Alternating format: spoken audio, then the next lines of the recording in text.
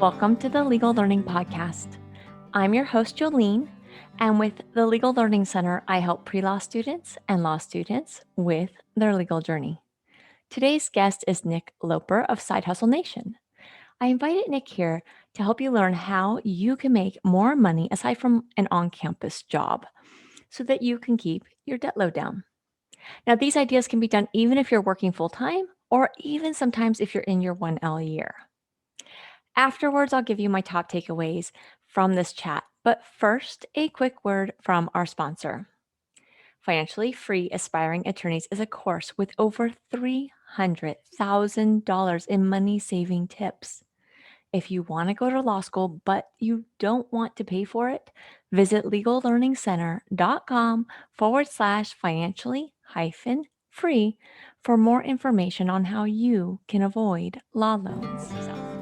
Jolene, thanks for having me. I host the Side Hustle Show, a long-running podcast about part-time business ideas, ways to make extra money in your spare time in a way that serves you and serves others. That's my main focus. You find that at sidehustlenation.com. Outside of that, I'm a husband and a father. Our two boys are almost 5 and 2.5-ish now. And so they keep us busy the rest of the time, and try and get up to the mountains and do some skiing when time allows and the storms allow as well. Well, I invited you here today because I know with your podcast that you've been exposed to a wide variety of side hustles and side hustlers. And one of my top tips for prospective law students is that in order to reduce their debt load, try to make more money, whether it's on the side or taking gap years and working 2 jobs, or finding something that maybe they can do, on their vacations, anything like that. So what kind of side hustles would you recommend maybe a college student could start with, maybe a little startup or a little effort? Oh my gosh. Yeah, I was very, very grateful and very fortunate to graduate debt-free through a combination of scholarships and graduating a little bit early, and the bank of mom and dad, and part-time jobs and businesses during college. But it's like, I can't imagine, and this is to date myself, this was years and years ago. So tuition is not what it is today. It's a huge burden to come out of school with some of the eye-popping numbers that especially law students are seeing. So, I mean, you probably covered a lot of these, but the part-time work is definitely an option. The scholarship's definitely an option. I don't know if it's really common to try and, cram as much in as you can and save quarters off at the end and graduate early, but that was something that worked for me a little bit. Do you want to dive into maybe 2 or 3 different models that might be worth tackling outside of kind of traditional part-time jobs? Yeah, I'd love to. Okay. So the first thing that is very hot right now is just anything related to home services, local service-based businesses.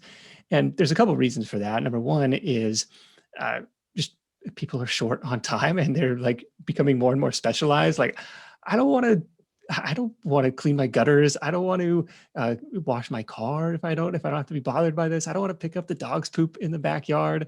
We did an episode with a woman who had a pooper scooper business in Michigan, and what I loved about that business was super not glamorous, right? So probably pretty low competition, but also recurring weekly revenue, right? So it became very predictable over the course of, I think she's been doing it now a couple of years, where it's 80 to 100 maybe recurring weekly clients. As long as that dog's alive, they're going to continue to have that problem. And she's got it to the point where I think she's got enough margin built into the service where it doesn't have to be her picking up the poop every now and then. So it's okay, I've got team members who are reliable and trustworthy who can go and get this stuff done for me, which I think is another maybe important point to make, because I've been guilty of this myself. When you think of what kind of business could I start, what service could I offer, it's natural to look down your inventory of existing skills and say, well, I am a decent writer, I'm an English student, I have painted houses in the past, whatever skills might be on your resume. Mm-hmm. But that kind of limits you, where if you pick something that is a problem in the world. And for Erica in the poop scooping business, she's like, well, I don't like doing this myself. It's not rocket science. I can go do this myself. okay, fine. But another example was Chris Schwab, who also started this business in college too, a cleaning business called ThinkMaids in the Washington, D.C. area, where he was like, I'm probably not the world's cleanest person. I mean, I guess I know how to clean, but there are professional cleaners out there. Like, why don't we let them do what they're good at? And because he went on Yelp and he found like the reviews for these different services, and he's like, nobody complained that the cleaning sucked. They complained they couldn't get a hold of the company. They didn't know when they were going to come out. They couldn't get a quote. It's like, I could do that stuff. I could be a better marketer, a better administrator.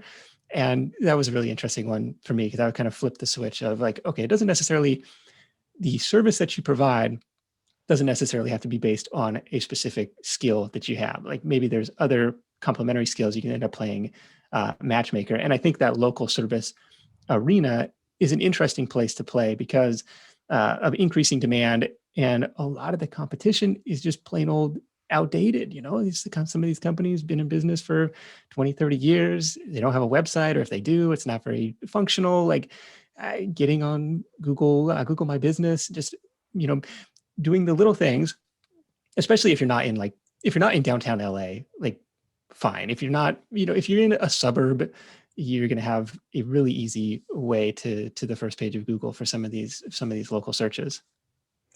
Yeah, I think the service-based business idea is great because it's something that you could do and then, yeah, eventually pass it off, but make a few dollars off the top.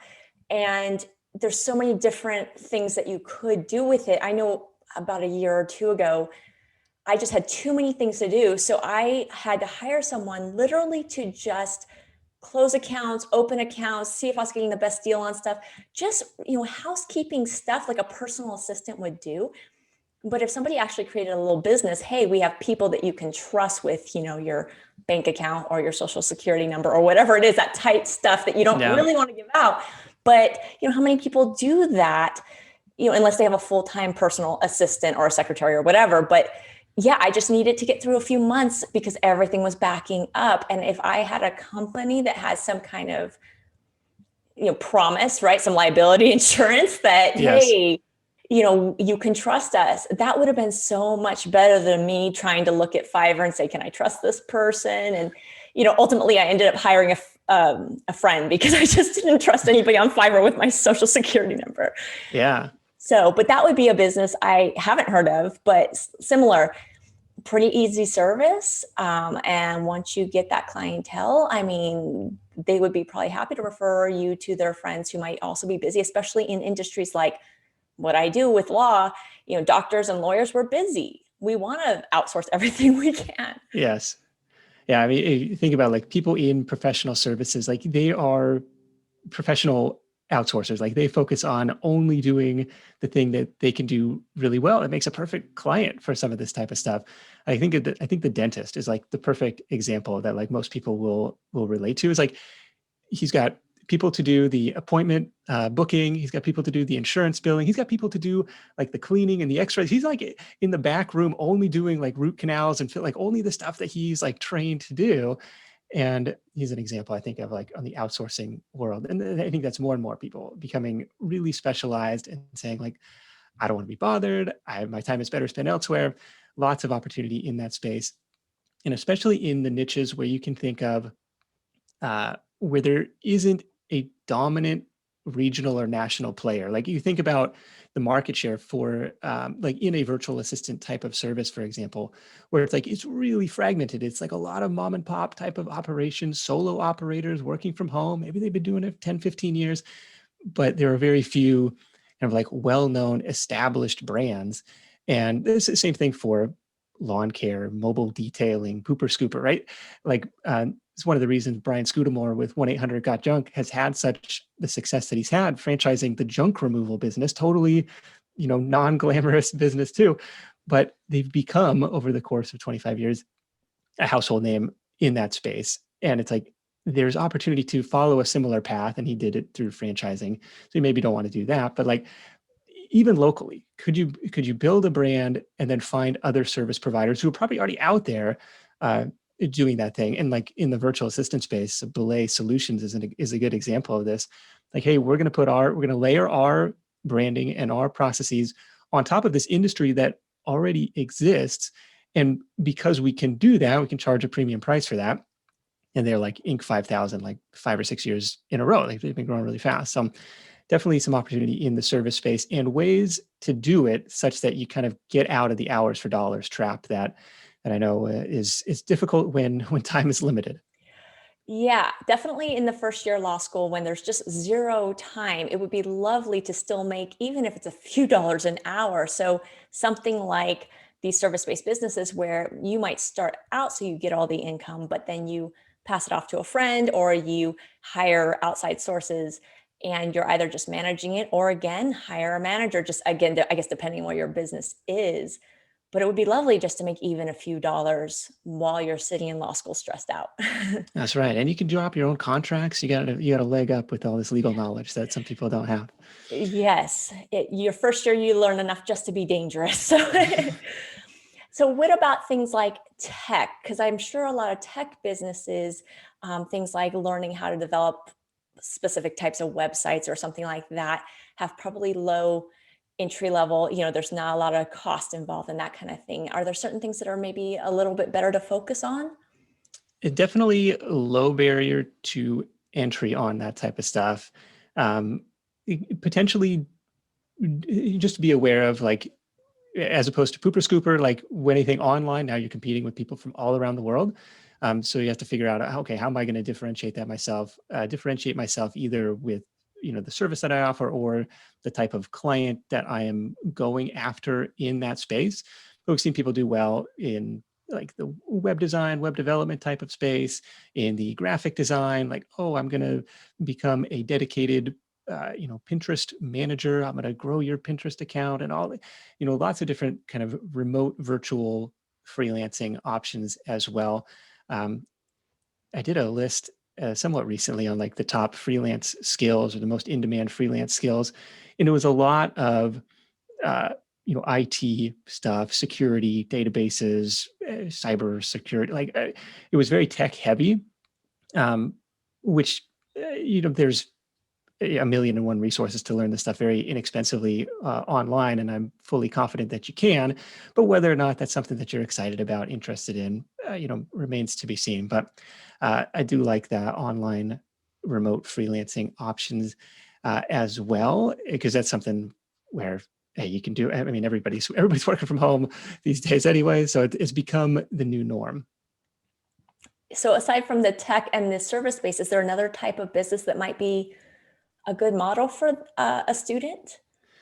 Well, depending on the available storage that you have at your disposal, one of the fastest ways that I've seen to multiply money is just this age old buy low, sell high, flea market flipping, yard sale flipping type of model. And this could be as simple as the free section of Craigslist if you don't have any money to spend on inventory, to Facebook Marketplace. There seems to be a little bit of an arbitrage opportunity there right now.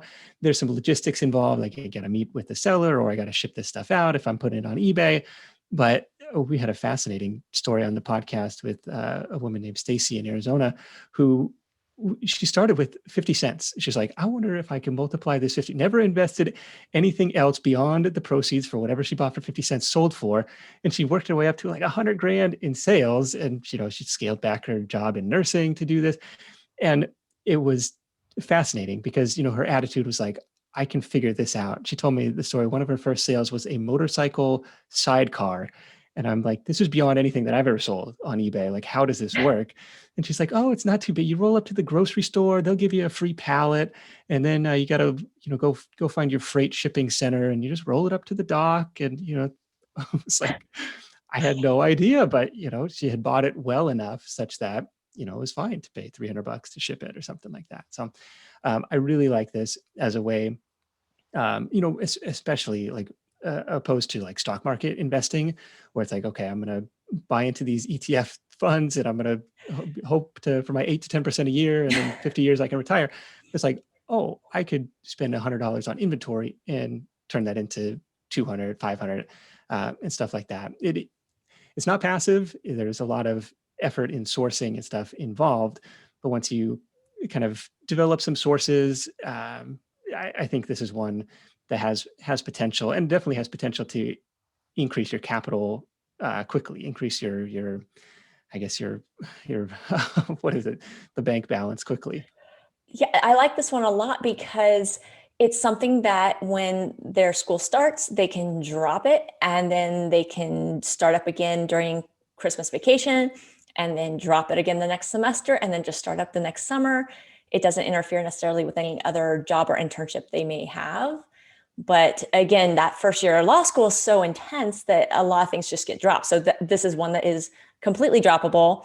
And yeah, I've actually made my small attempt at this and I really like it. I had a 5-gallon fish tank with Okay. some filters, right? I mean, it's Yeah. used. Who wants it, right? Normally, if you try to sell it, you'd be lucky to get $5.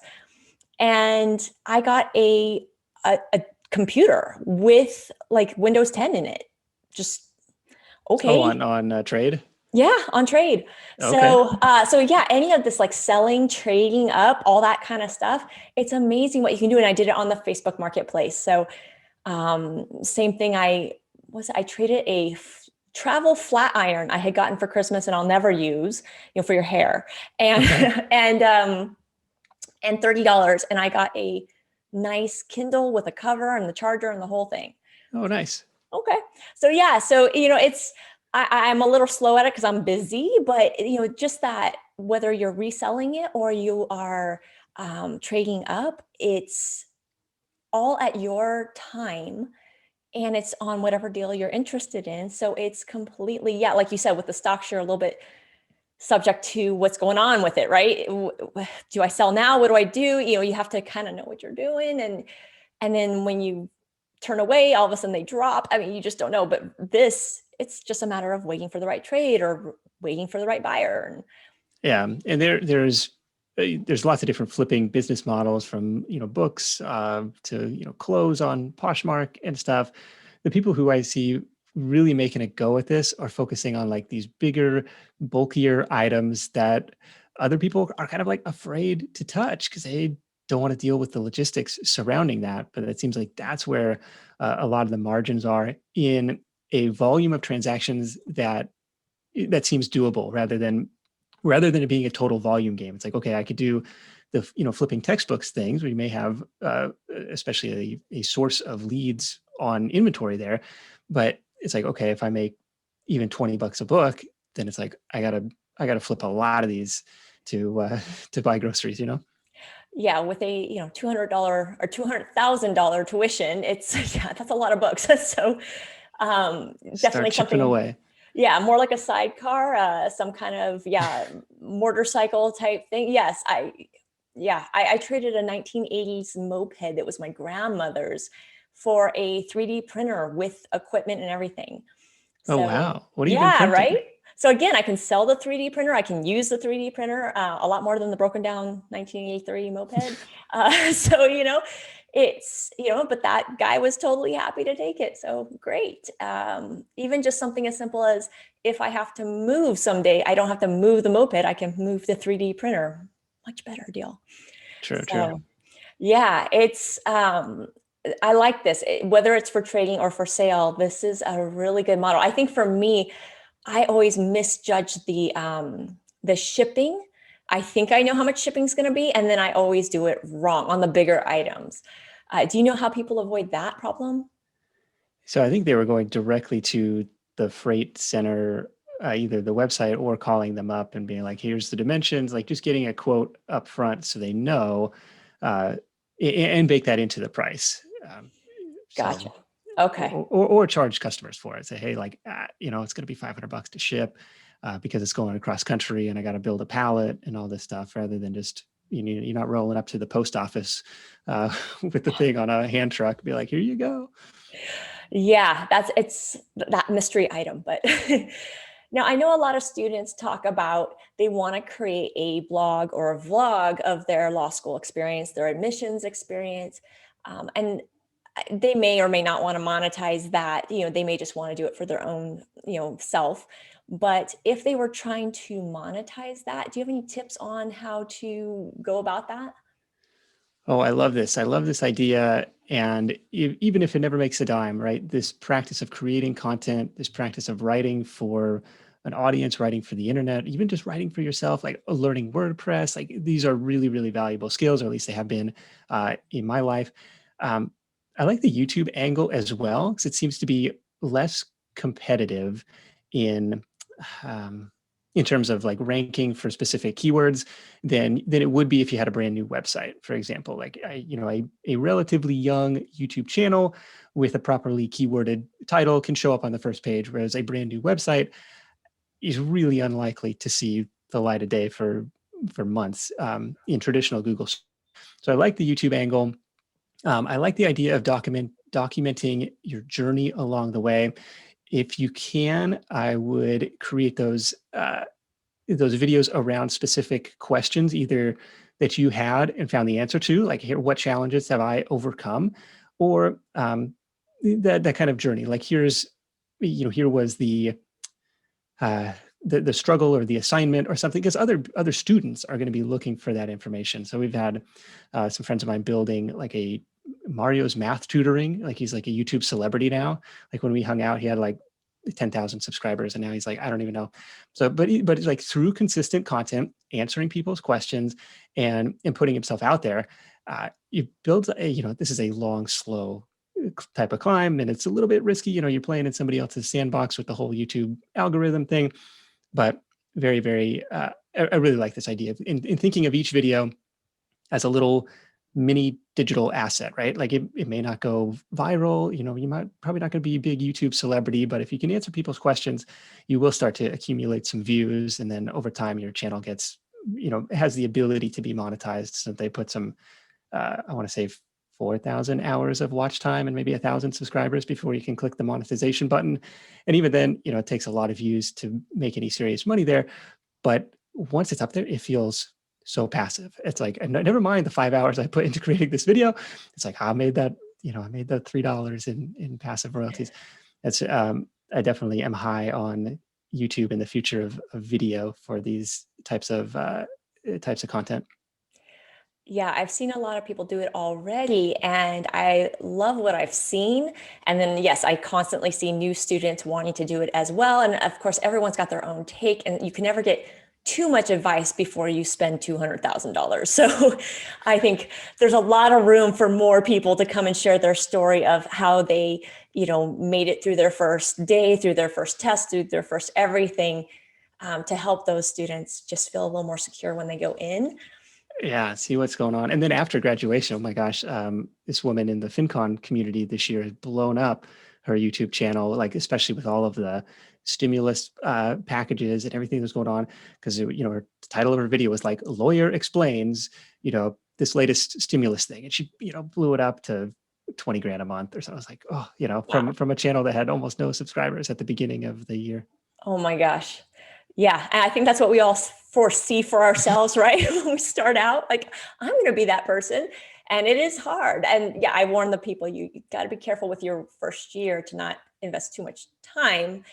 Um, but overall, yeah, at some point, yeah, you can click that little monetization button. All right. So YouTube over blog is what it sounds like then. Yeah, I mean, once you have the written content, it's easy enough to turn that into blog, or rather, for me, I usually start the videos with some sort of outline or script. And so once you have that, it's relatively straightforward to create the blog content from that. I just see you're probably going to see faster results on the YouTube front. Okay. Okay, so we got service-based, we've got some of the tech stuff, the trading and flipping, and then, yeah, the people who blog or vlog. Any other ideas that would be easy for students? I'm going to go through my list here and see if any of these other ones stand out. One of the ones that might be worth exploring is just the world of print on demand e-commerce. So if you have if you have a little bit of a design bone in your body, maybe it's making shirts for your classmates. Maybe it's just coming up with a clever design or inside joke or saying. This is relatively straightforward to break even into as well, because it's uploaded design to Redbubble, to Amazon, or the Amazon, if you're relying on getting discovered in Amazon search. It's not what it once was. It's very competitive. But Redbubble still seems to be humming along, for clever designs and clever sayings over there. All print on demand, meaning you don't touch any inventory. They ship it, they fulfill it, they handle all the customer payment processing stuff. So that can be relatively hands off if you want to try your hand at making a few clever designs. That's a great one because when you're in class, especially in law school, you have somewhere, depending on the size of your school, between 80 and 100 students in your class, and you take all your classes together. It's almost just like elementary school. So you are with them from 8 to 3 every day.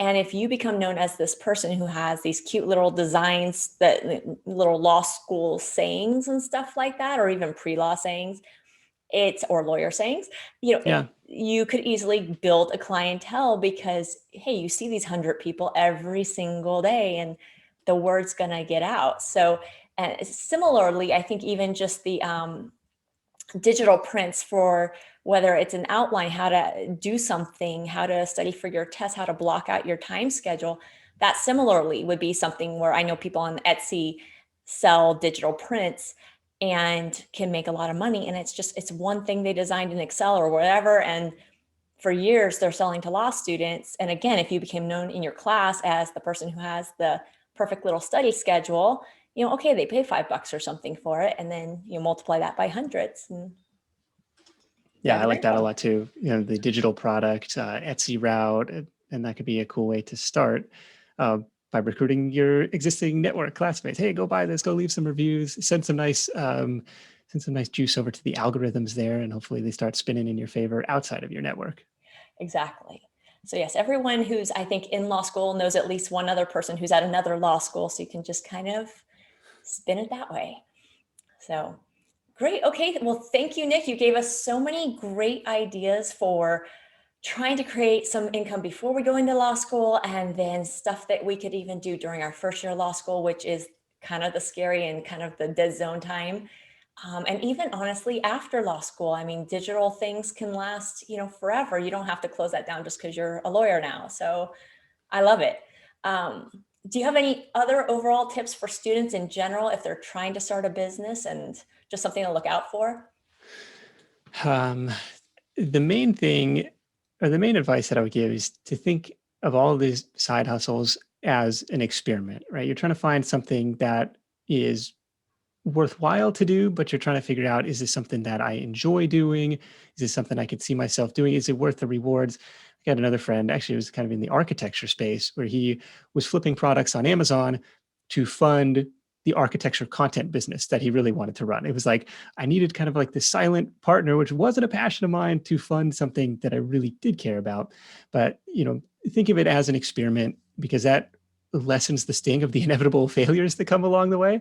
It's like, yeah, some of these ideas may or may not work for you, but rather than, hanging up your hat at the end of the day and say, well, I guess it's just back to studying, it's like, well, okay, so that one thing didn't work, why or why not? And then trying to take that learning into the next venture. And in that way, I think you'd be able to keep some positive momentum. That's a really good tip. All right. Thanks so much for joining us today. Thank you. Before we get into my top takeaways, a quick word from our sponsor, Juno. If you need to take out student loans, check in with Juno first. Juno can often offer law students 1 to 2% lower interest rates than the federal government, and not only with no cost to the student, but oftentimes cash back as well. Visit joinjuno.com/p like podcast /legal learning center for more information. All right, my top takeaways from this chat with Nick. Here's a few ideas to make extra money. 1, a service-based business. 2, online tech-heavy type options. Number 3, flipping items for profit. Number 4, a vlog. And number 5, print on demand. And that can be products or paper. All right, going back to the service-based business, I just want to point out that he does have an episode where a girl is picking up dog poop, making $45 to $60 an hour, which is the approximate rate of what a Los Angeles contract attorney makes for sitting in a deposition. So now she has paid almost nothing to be able to make that hourly rate versus an attorney has paid 200,000 to make that hourly rate. So it's really something to consider. If you have not yet entered law school, you can certainly start a business like this on the side and then again outsource it when you're in your 1L year or scale it back and then pick it back up later if you want to. All of these business ideas can help you make more than your typical on campus type job. So it can move that debt needle further, faster. A lot of these can be done during your 1L year. Print on demand, once that's up and running, it can somewhat run itself. It doesn't require a lot of time and effort. So look into these options, see what might work for you. That's it for this episode. The full transcript, show notes, and so forth will be available at legallearningcenter.com/side hustle nation. And stay tuned for next week's episode where I interview Kelly. Kelly is a college student who, until recently, was enrolled in the 3+3 program. If you're not sure what that is, you definitely want to stay tuned. But even if you do, you want to hear all the pros and cons of a program like that. Now, if you learned something today, please like, share, comment, subscribe so that this show is more visible to others and can help those who may need it. Thanks.